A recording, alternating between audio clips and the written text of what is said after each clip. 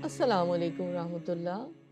मैं हूँ डॉक्टर नौशाबा हसन मुराद और आप देख रहे हैं मेरा डिजिटल चैनल। आज मैं आपसे किसी आम महीने की बात नहीं करने वाली हूँ। आज की इस गुफ्तगू में इस महीने की बात होगी जिसके आते ही आसमान के दरवाजे खोल दिए जाते हैं, जिसके आते ही जन्नत के दरवाजे वाह हो जाते हैं और जहन्नुम के दरवाजे बंद कर दिए जाते हैं, जिसके बारे में रसूलुल्लाह सल्लल्लाहु अलैहि वसल्लम ने फरमाया, अताकुम रमज़ान व शहरुम मुबारक। तुम्हारे पास रमज़ान आया, बरकतों वाला महीना आया। सोचने की बात यह है कि क्या हम रमज़ान का इंतज़ार कर रहे हैं या रमज़ान हमारा इंतज़ार कर रहा है। अल्लाह ताला फरमाते हैं सूरह बकरा की आयत नंबर 183 में, ए ईमान वालो, तुम पर रोज़े फ़र्ज़ किए गए हैं जिस तरह तुमसे पहले के लोगों पर फ़र्ज़ कर दिए गए थे, ताकि तुम परहेज़गार बन जाओ। रोज़ा क्यों फ़र्ज़ किया गया है? ताकि तुम तक़वा इख्तियार करो। रमज़ान का मकसद सिर्फ भूखा प्यासा रहना नहीं है, बल्कि दिल को ज़िंदा करना मकसूद है। अपने अंदर एक ऐसी कैफियत पैदा करना है कि बंदा गुनाह के करीब भी ना जाए।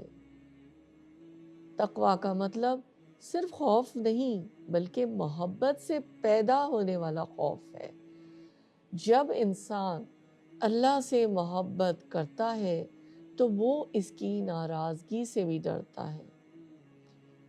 फिर वो अपने और गुनाह के दरमियान एक दीवार खड़ी कर देता है, नमाज की दीवार, इस्तग़फ़ार की दीवार और कुरान की दीवार और सजदों की दीवार। अल्लाह से ताल्लुक़ बनाने के लिए हमारे पास दो रास्ते होते हैं, अल्लाह का खौफ और अल्लाह की मोहब्बत या हुब्बे इलाही। दोनों ही रास्ते ज़रूरी हैं, लेकिन अगर अल्लाह की मोहब्बत से अल्लाह के करीब जाया जाए तो ये मुझे लगता है ज़्यादा अच्छा और आसान रास्ता हो जाता है। मेरी बात पर गौर फरमाइएगा। सूरह बकरा की एक आयत 185 में अल्लाह ताला फरमाते हैं, शहर रमज़ान अल्लज़ी उन्ज़िल फ़ीहिल कुरआन, और फरमाया, या अय्युहन्नासु क़द जाअतकुम मौइज़तुम मिर रब्बिकुम व शिफ़ाउल लिमा फ़िस्सुदूर। ये सूरह यूनुस की आयत है। अल्लाह ताला फरमाते हैं, ए लोगो, गौर कीजिएगा, यहाँ ईमान वालों लफ्ज़ नहीं आया है, यहाँ पूरी इंसानियत को एड्रेस किया जा रहा है। ए लोगो, यकीनन आ गई है तुम्हारे पास नसीहत तुम्हारे रब की तरफ से।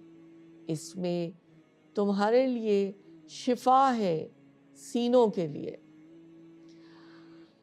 शिफा कौन सी होती है? एक तो जिस्मानी अमराज की शिफा होती है, एक रूहानी अमराज की शिफा होती है। लिहाजा रमज़ान के अंदर जो ये कुरान करीम का नुज़ूल भी हुआ और उसकी तफसील हम और जगह बयान करेंगे कि ये हमारे रूहानी अमराज के लिए शिफा बन जाता है। कुरान करीम में हमारे लिए इलाज है। अगर दिल बेचैन है, अगर अंदर खला है, वैक्यूम है, something is missing in my life but I don't know how to capture it, अगर ज़िंदगी में सुकून नहीं, कंटेंटमेंट नहीं, तो फिर इसका इलाज सिर्फ़ और सिर्फ कुरान करीम के अंदर है। और कुरान करीम का नुज़ूल रमज़ान करीम में हुआ, रमज़ान मुबारक में हुआ। सवाल ये पैदा होता है कि क्या मैं और आप इस इलाज के लिए ज़हनी तौर पर तैयार हैं? हज़रत काब रज़ी अल्लाह अन्हा रिवायत करते हैं कि रसूलुल्लाह सल्लल्लाहु अलैहि वसल्लम ने मिंबर पर तशरीफ़ लाकर 3 मरतबा आमीन फरमाया। बाद में सहाबा ने अर्ज़ किया, या रसूलल्लाह सल्लल्लाहु अलैहि वसल्लम, آج ہم نے آپ سے ایسی بات سنی جو پہلے نہیں سنی تھی۔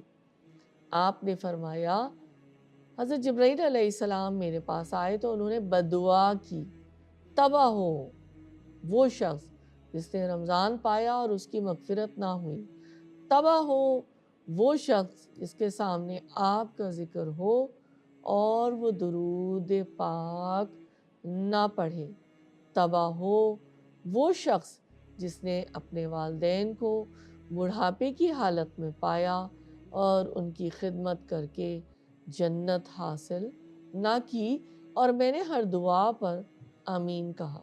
یہاں پر میں یہ ذکر کرتی چلوں، بلکہ بتانا چاہوں گی میں فورسفلی کہ جب نبی کریم صلی اللہ علیہ وآلہ وسلم کا ذکر ہو رہا ہو تو درود پاک پڑھنا فرض ہے۔ یہ حدیثوں میں اس کی کافی تائید آئی ہے۔ آپ چھوٹے سے چھوٹا درود پڑھ سکتے ہیں، اگر وہ بھی نہیں پڑھ سکتے تو آپ صلی اللہ علیہ وآلہ وسلم کہہ سکتے ہیں، اور کہنا ضروری ہے۔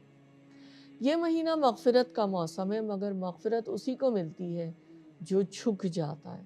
حضرت آدم علیہ السلام نے جب لغزش کی تو فوراً کہا ربنا ظلمنا انفسنا وَإِن لَّمْ تَغْفِرْ لَنَا وَتَرْحَمْنَا لَنَكُونَنَّ مِنَ الْخَاسِرِينَ۔ اللہ تعالیٰ نے پھر ان کو معاف فرما دیا۔ شیطان کا کام ہے مایوسی ڈالنا، لیکن اس کے برخلاف اللہ تعالیٰ فرماتے لا تقنطوا من رحمت اللہ، اللہ کی رحمت سے مایوس نہ ہو جانا۔ استقبال رمضان کا پہلا سٹیپ، پہلا قدم یہ ہے کہ ابھی توبہ کی جائے۔ یہ نہ کہا جائے کہ رمضان آئے گا تو میں بدل جاؤں گا یا بدل جاؤں گی۔ تبدیلی آج اور ابھی سے شروع ہو جانی چاہیے۔ رسول اللہ صلی اللہ علیہ وآلہ وسلم نے فرمایا بندہ اپنے رب سے سب سے زیادہ قریب سجدے کی حالت میں ہوتا ہے، لہٰذا سجدے میں تم لوگ بکثرت دعا کیا کرو۔ رمضان سے پہلے اپنے سجدوں کو بھی بدل دیجئے، انہیں طویل کیجئے، لمبا کیجئے، ان میں آنسوؤں کو شامل کیجئے، ان میں سچ کو شامل کیجئے، اور یاد رکھیے گا روزہ صرف معدے کا نہیں ہوتا۔ رسول اللہ صلی اللہ علیہ وآلہ وسلم نے فرمایا اگر کوئی شخص جھوٹ بولنا اور دغا بازی کرنا روزہ رکھ کر بھی نہ چھوڑے تو اللہ تعالیٰ کو اس کی کوئی ضرورت نہیں ہے کہ وہ اپنا کھانا پینا چھوڑ دے۔ یہ صحیح بخاری کی حدیث ہے۔ اگر زبان نہیں بدلی، اگر جھوٹ، غیبت، بدتمیزی، گالی باقی رہی تو اللہ تعالیٰ کو ہمارے بھوکے رہنے کی کوئی حاجت نہیں ہے۔ غصہ بھی ایک بہت بڑی آزمائش ہے۔ رسول اللہ صلی اللہ علیہ وآلہ وسلم نے فرمایا پچھاڑ دینے سے کوئی شخص طاقتور نہیں ہوتا۔ صحابہ کرام نے پوچھا اللہ کے رسول پھر طاقتور کون ہوتا ہے؟ آپ نے فرمایا جو شخص غصے کی حالت کے وقت خود کو قابو میں رکھتا ہے۔ اس صحیح مسلم کی حدیث ہے۔ طاقتور وہ نہیں جو دوسروں کو گرا دے، طاقتور تو دراصل وہ ہے جو اپنے غصے کو گرا دے۔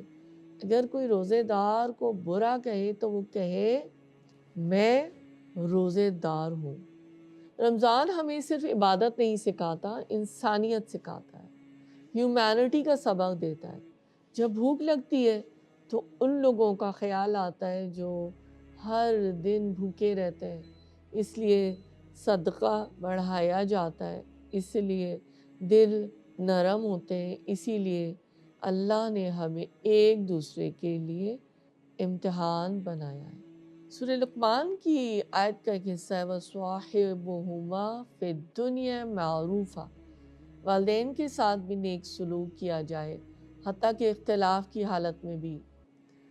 رمضان کا استقبال اخلاق سے ہوتا ہے، اپنے بدلنے سے ہوتا ہے، گھر کے ماحول کو نرم کرنے سے ہوتا ہے، روٹھے ہوئے لوگوں کو منا لیجئے۔ حدیث پاک میں ہمیں یہ رہنمائی ملتی ہے کہ وہ شخص جو بغض اور کینہ اپنے سینوں میں رکھتا ہے اس کی عبادت قبول نہیں ہوتی۔ یہ جو ایک جنرلائزڈ اصول ہے نا، یہ صرف رمضان کے لیے نہیں، یہ ساری زندگی کے لیے ہے، رمضان کے علاوہ مہینوں کے لیے بھی ہے۔ تو پلیز اس بات کو ذرا نوٹ کیجئے کہ ہم کسی کے لیے کینہ اور بغض کدورت نہیں پال سکتے۔ جو جنتی بھی ہوں گے، اللہ تعالیٰ قرآن پاک میں فرماتے ہیں کہ اللہ تعالیٰ پہلے ان کے سینوں سے بغض، کینہ اور کدورت نکال دیں گے اور پھر ان کو جنت میں داخل کریں گے۔ میں پھر دوبارہ کہوں گی کہ اپنے رحم کے رشتوں کو، اپنے پیاروں کو، اپنے رشتہ داروں کو منا لیجئے، اپنے نفس کو زیر کر لیجئے۔ بلکہ میں تو یہ سوچ رہی تھی کہ چاہے رشتہ داریوں کا بھی معاملہ نہ ہو، جو لوگ ناراض ہیں یا جو لوگ دکھی ہیں یا جو آپ سے کنارہ کیے بیٹھے ہیں، آپ ان کو فون کیجئے، کسی سے مل سکتے ہیں تو ملیے اور اپنی نیتوں کو اور اپنے نفس کو پاک کر لیجئے۔ میں آپ کو گارنٹی دیتی ہوں اللہ تعالیٰ آپ سے راضی بھی ہوں گے اور اللہ تعالیٰ آپ سے بہت خوش ہوں گے انشاءاللہ۔ ہم سب حضرت آدم علیہ السلام کی اولاد ہیں، ان کی نسل سے ہیں۔ اگر ہم اللہ اور ان کے رسول کو راضی کرنا چاہتے ہیں تو اس کی مخلوق کو تکلیف نہیں دے سکتے۔ استقبال رمضان کا مطلب ہے منصوبہ بنانا، پلاننگ کرنا۔ آج سے استغفار شروع کر دیں، آج سے قرآن کی ایک آیت روزانہ پڑھیں، آج سے سجدوں کو بہتر کریں، آج سے دل صاف کریں، کسی کو معاف کر دیں، کسی کی مدد کریں، موبائل کا وقت کم کریں، رات کے چند لمحے اللہ کے لیے مخصوص کر دیں۔ رمضان تاریخ نہیں، تبدیلی ہے۔ رمضان کوئی کیلنڈر نہیں، کردار ہے۔ رمضان رسم نہیں، انقلاب ہے۔ دعا ہے کہ اللہ تعالیٰ ہمیں رمضان تک پہنچائے، ہمیں تقوی عطا فرمائے اور ہمیں سچی توبہ نصیب کرے۔ اللہ تعالیٰ ہمیں وہ رمضان عطا فرمائے جو ہماری زندگیوں کو تبدیل کر دے۔ آمین یا رب العالمین۔